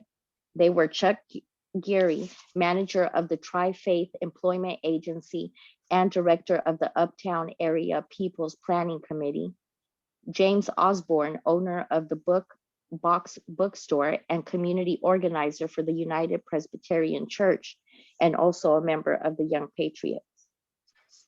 Tina Ressa, community resident and daycare worker. Emily Eaton, community resident, and Peggy Terry, community organizer and editor of the Firing Line newspaper, as well as former vice presidential candidate. All were rejected because none of them owned residential property. Osborne argued that he was a business owner and should be allowed a seat on the committee. He pointed out that while other committee members owned businesses in Uptown, their residential properties were in other areas. Osborne was railroaded because Mayor Daley would not recognize his request. The Daley administration announced plans to build a community college in Uptown, and the UCCC welcomed it with great enthusiasm. The council members loved the idea that urban renewal might reestablish these areas as middle-class communities. The UCCC believed that building the community college would force out the poor, allowing the council to restore economic stability to their community. The area that was chosen for the college was 11.5 acres and would displace 1,200 low-income apartments. That's just Wow. apartments. That's not counting the families, right? The Right. people in the apartments. Right. In 1969, the Young Patriots offered their support to the new Uptown Area People's Planning Coalition, which was made up of several organizations to protest the location and building of the college. The coalition brought in older volunteers in service to America volunteers Rodney and Sidney Wright, who were also architects. The Wrights had built the first solar community in Wisconsin and donated their time. The project proposed by the coalition was named the People's Village, but later changed to the Hank Williams Village due to a large number of Southerners that would be displaced by the college. Wow. And when you talk about displacement and you talk about 1,200 families, you got to look at these families where they are 10 generations deep. Mm. You know what I'm saying? So you're talking about not only people being displaced or homeless, you know, but you're talking about these children who fear of, I won't have a home, which happened downtown where they want to build a casino, where you have 5-year-olds or, 10-year-olds saying, it's hard for me to study my math, my English, when in next week, my family being told that we have to move. And we moving, but we have nowhere to go. So that's gentrification right there, and it's still happening. It's still happening. And it just come down to, to the basis of what, our mission is about. My little red book right here is Falling All in Pieces, where it say it is up, what Chairman Miles say, it is up to us to organize the people. As far as the reactionaries, it is up to us to organize the people and overthrow them. Anything reactionary is the same. If you don't hit it, it won't fall. This is also like sweeping the floor as a rule, where the broom does not reach, the dust will not vanish of itself. Good words. Still relevant today. Yep. I got to get another book. I don't Yes, even have sis. a front cover. Look at this. The pages. I mean, this is my dad's book. But Okay. I mean, Yeah, you got to hold on to that, definitely. But we gotta get you a new book, sis. If Yeah. I can't hold on to it. Hey, it's you Hold on to it, get you a new you book. hold on to it. Yeah, just put you got to put that in a box or something, I know. I gotta print out a piece of paper, and so it could be the cover. The only way you know it is by this part. That's a quotation. It don't even look red no more, sis, but we know it's the red book. You talk about book as old as me, 60 years old. That's beautiful though. That's beautiful, because I'm gonna tell you, sometimes people cherish books so much that it just sits on a shelf forever, and people collecting dust. Collecting dust, people have these little zippers around their Bibles and stuff and don't ever crack it open. You're right. And that red book. I don't want to interrupt you guys, but Alyssa, did it let you back in? Yeah, eventually. Oh my gosh, that was terrible. Oh, I know. I got kicked out too, but I don't know if I did it myself or what. I was just out, but I came right back in as well. All right. I just want to make do sure. that drunk myself. It just kicked me out, and I was like, "Oh my god, I think I was the host. I think I broke it." I think I broke it. All right, so I totally missed the end. I'll have to read it myself, even though I've already read it. But so you guys got the end of this covered. Right. Go ahead. Yeah, we was just talking about, how people are being displaced, and it goes back to the appendix 3, even in our brother book that pretty much talk about the 10-point platform. Number 4, where we want decent housing that's fit for the shelter of human beings, where we believe that if the landlord will not give decent housing to our Black and oppressed community, then the housing and the land, here's the solution, should be made into cooperatives so that our community with government aid, you know, they'll try to fight against and give it to the police department, can build and make decent housing for its people. No, I just wanted to add that in. So I think, Lots of agreement for that. nope. I think unfortunately, capitalism will always value housing and creating more housing and gentrification than it will value their people. So, you know, it's a fight to not only provide decent housing for marginalized groups and and completely, I don't know. I don't even know the word I want. It's not just that's fight. It's the fight against, ultimately it's the fight against capitalism, because capitalism will always value profit and expansion over what's best for the people. And you know one way that they're going to do that? Transportation suppression. And that's the one big thing that's here in Virginia, because we have a railway that expands a certain amount of length within the city. And if you suppress people from traveling out because you got the bourgeoisies or the pretty much very quiet area feel that they don't want all that riffraff in there, that means that you're not providing people the opportunity to be productive and be employed. Right. Right. Yeah, that's accurate. Or like I was just talking about earlier too, the tent city being destroyed. Like, how much money do you think that they put into 35 plus cops being there? And Right. then I don't know how many bulldozers, how many city workers, how many park employees, you know, whatever those freaking dump trucks, whatever the hell.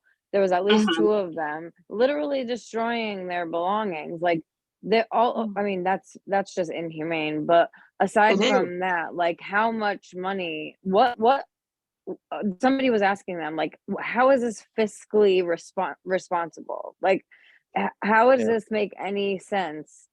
You destroying these people's homes and doing all of this stuff and paying all of these city employees, et cetera, to displace 10 people who have apparently lived there for quite some time. Apparently this tent city has been there for like 10 years. But they're more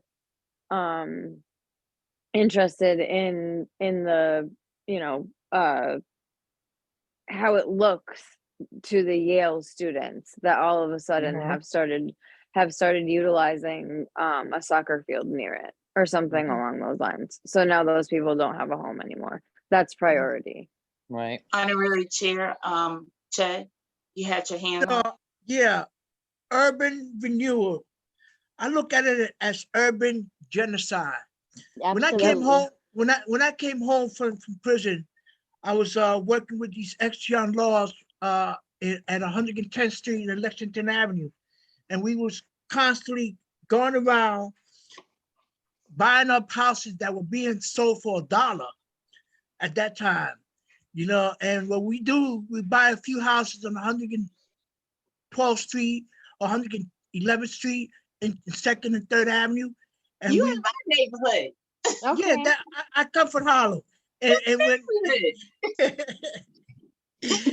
and we'll go into these buildings and we'll clean them up.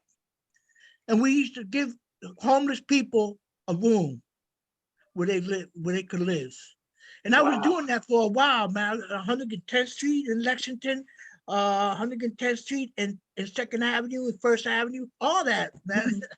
We used to be doing around that neighborhood. Wow. Well, I Awesome. think the one thing we need to do is get rid of all these city council positions.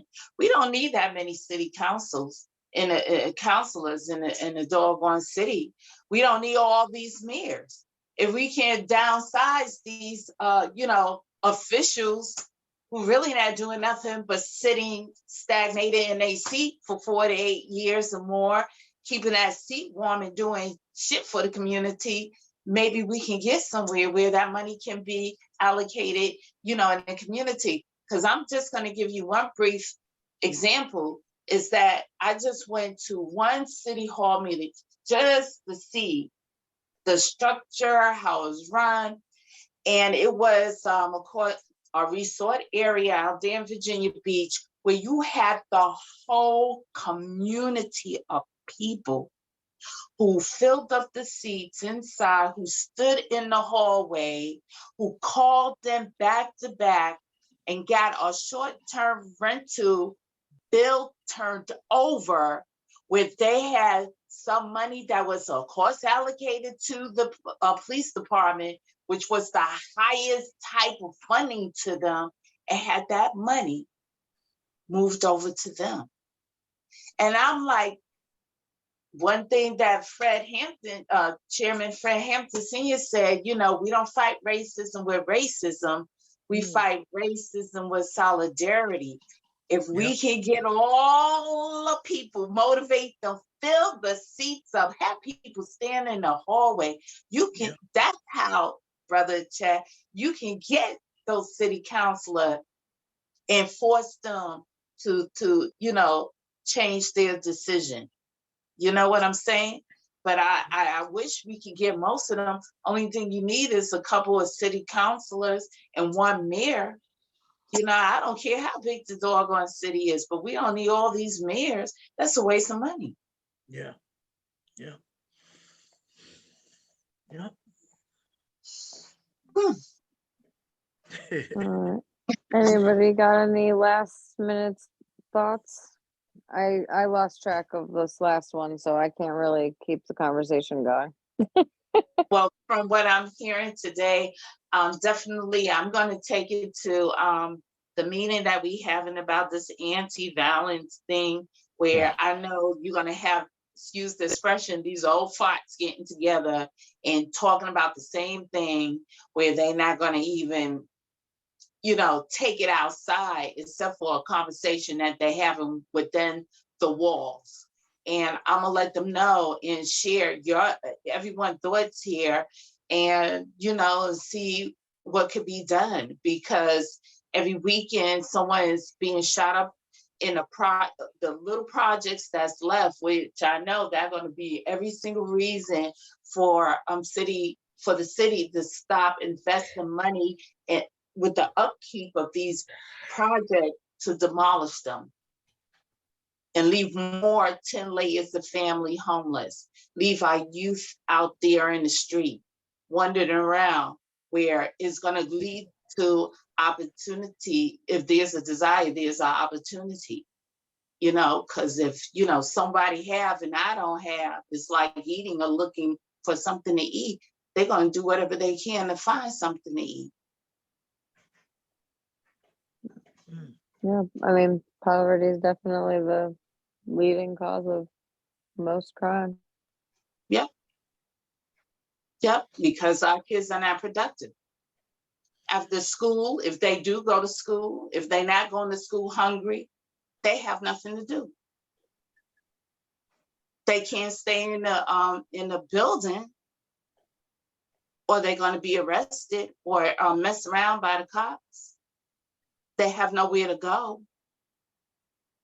They have nothing to do except rob, steal, sling drugs. I want to say something real quick. Go ahead, brother.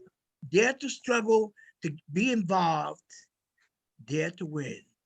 As long as we're involved in struggle, we're going to always come up with some solutions to some of our problems that we need to address in the community. But we need to be involved.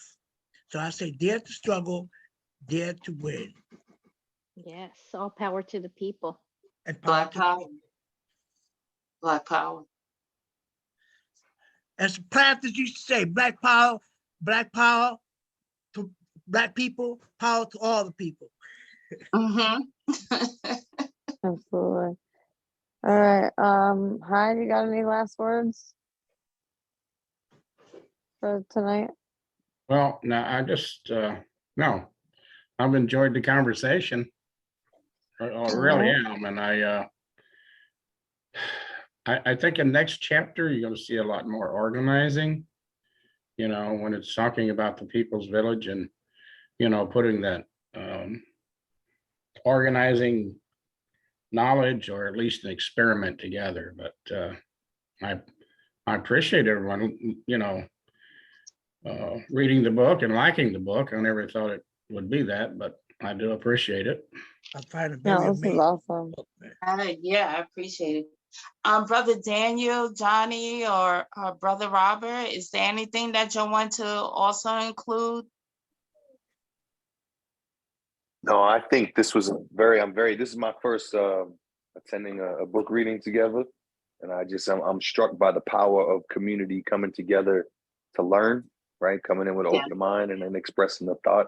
I think, hi, thank you for writing the book, brother. But I think too, in addition to writing the book, when we read like this, we create this safe space to have these discussions, right? On an equal level and having a round table discussion like this. So, you know, it's powerful, the words themselves, but it's also powerful when communities come together to read and do this. So thank you.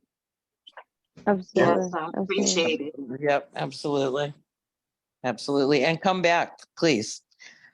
Oh, Please, I'm in. All voices, all voices count. All We voices need- are welcome. We need your voice on Sunday because we'll be here at 2:00 Eastern Standard Time.